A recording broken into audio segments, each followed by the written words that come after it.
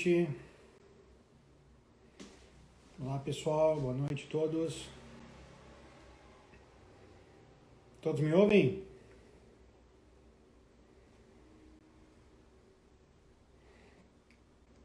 Já vi que o nosso convidado está aí esperando, então já vou apresentar para vocês.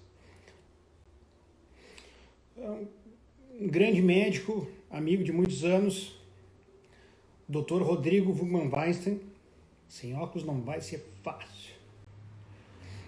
Médico cardiologista, intervencionista, fellowship em cardiologia intervencionista pela General Hospital de Toronto, né, na Universidade de Toronto, professor de pós-graduação de Cardiologia e Ciências Cardiovasculares da URGS, preceptor da residência médica em cardiologia do Hospital Moinhos de Vento. Somos colegas lá na preceptoria e na cardiologia.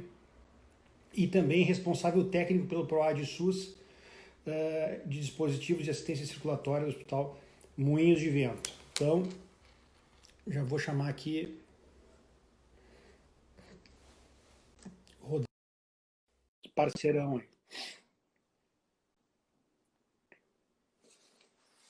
Vai aparecer. Doutor Rodrigo Weinstein.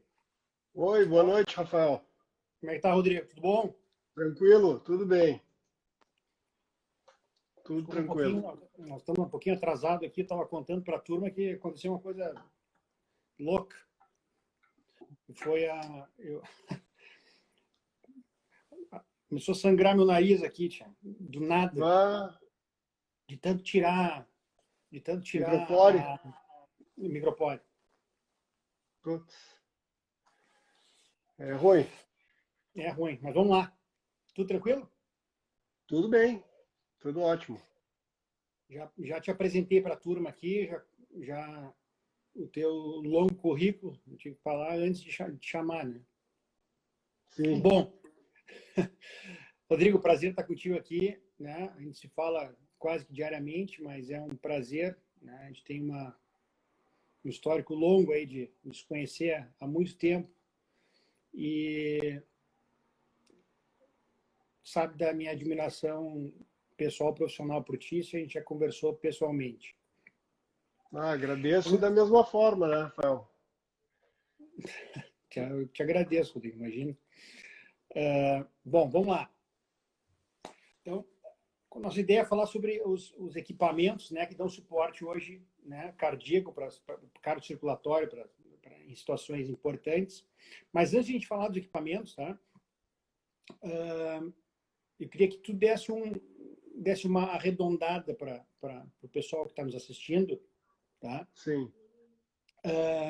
Quais são as condições, né, em que eventualmente se precisam equipamentos para proteger tanto o sistema circulatório, né, porque o coração não está dando conta, ou até proteger o coração porque ele precisa de uma proteção para que algo seja feito. Procedimentos de alto risco, choque cardiogênico, disfunções cardiopulmonares.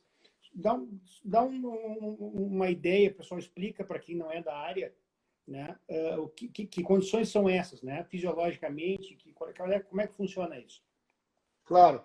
Não, acho que vamos tentar falar da forma mais leiga possível, porque é um assunto realmente um pouco específico da nossa área, né? Mas existem, de fato, algumas excelentes opções para ajudar os pacientes que estejam em situações muito graves, muito complexas, e às vezes até situações em que a maioria dos médicos já desistiu de fazer alguma intervenção, né? Então, basicamente, os dispositivos de assistência circulatória, eles têm dois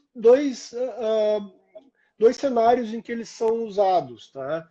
É o choque cardiogênico, quando ocorre um insulto agudo do coração, que na grande maioria das vezes é um infarto agudo do miocárdio, geralmente um infarto grande o bastante para comprometer mais de 40% do músculo do coração, causa um choque cardiogênico.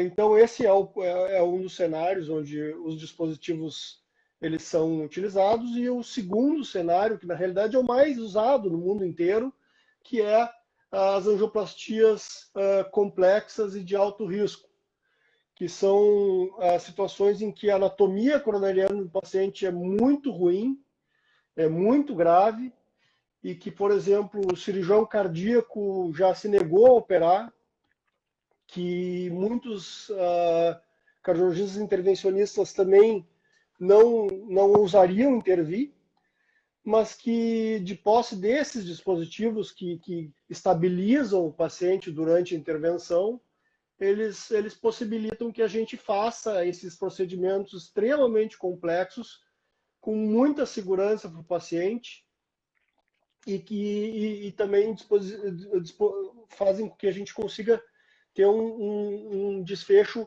bastante favorável, né?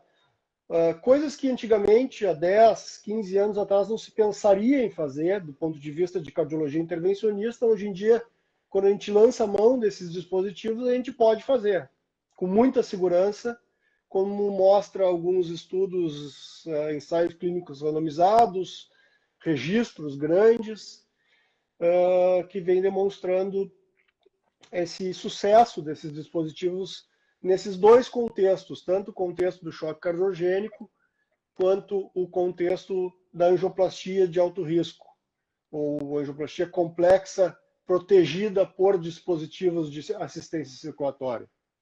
Perfeito. Exemplificando até, né, e vamos fazendo esse bate-bola, porque eu posso ir dando exemplos da Claro. parte dos pacientes que eu encaminho, inclusive para ti, né, muitos deles. Na época da residência, a gente tem um paciente que tivesse, que a gente chama de lesão, para quem não está acostumado, é o entupimento das coronárias. Nas Sim. três principais, se a gente tivesse um entupimento nas três principais, era cirurgia, né, que se chamava cirurgia, que as pessoas dizem cirurgia de ponte-safena, mas não é só ponte-safena que se faz. Mas, ao mesmo tempo, conforme fosse a condição do paciente, e aí entra essa parte bem importante que o Rodrigo vai explicar depois como é que se utiliza.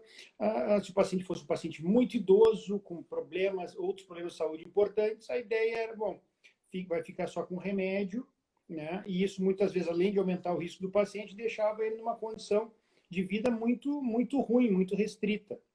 Né? Exatamente. E aí o Rodrigo vai colocar esses dispositivos que a gente, às vezes, discutindo junto em equipe multidisciplinar, a gente consegue ver, né? E o Rodrigo, por exemplo, consegue organizar um sistema de proteção durante o procedimento com esses equipamentos e que se torna um procedimento muito menos agressivo e uma resposta muito boa.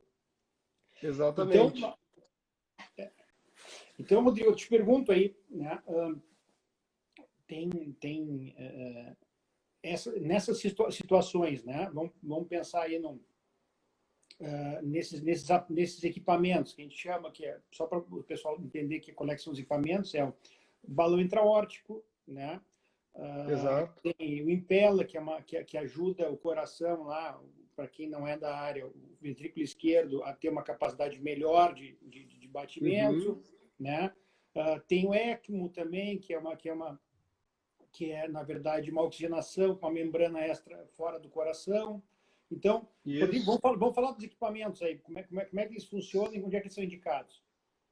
Bom, basicamente, no Brasil, nós temos 3 equipamentos que a gente pode usar, lançar mão, nesses 2 contextos de choque cardiogênico, que é um contexto do insulto agudo, que é uma urgência, e na angioplastia de alto risco, que já é, na realidade, na maioria das vezes, mas não sempre, um contexto mais eletivo. Então, a gente tem o balão intraórtico, que é o mais comum deles, existe desde a década de 60. Ele nada mais é do que um balão que fica posicionado na aorta do paciente, que é o principal vaso que leva sangue do coração para o resto todo do corpo, e aí ele fica perto do coração, mas não dentro, e ele infla durante a fase da diástole do coração, que é quando o coração está relaxado. Então, nesta fase que o coração está relaxado, é quando os vasos do coração recebem sangue oxigenado para perfundir o coração. Então, ele aumenta a perfusão coronariana do coração e também facilita a saída de sangue do coração, porque ele desinfla durante a sístole. A sístole é quando o coração se contrai. Então, Quando ele desinfla, ele diminui, ele faz uma espécie de vácuo na aorta, que é o cano que liga o coração ao resto do corpo, e auxilia a saída de sangue do coração. Então, ele tem essas duas principais características, que é auxiliar a saída de sangue do coração e aumentar a perfusão coronariana. Isso tudo ele faz, mas com eficiência pequena, na realidade.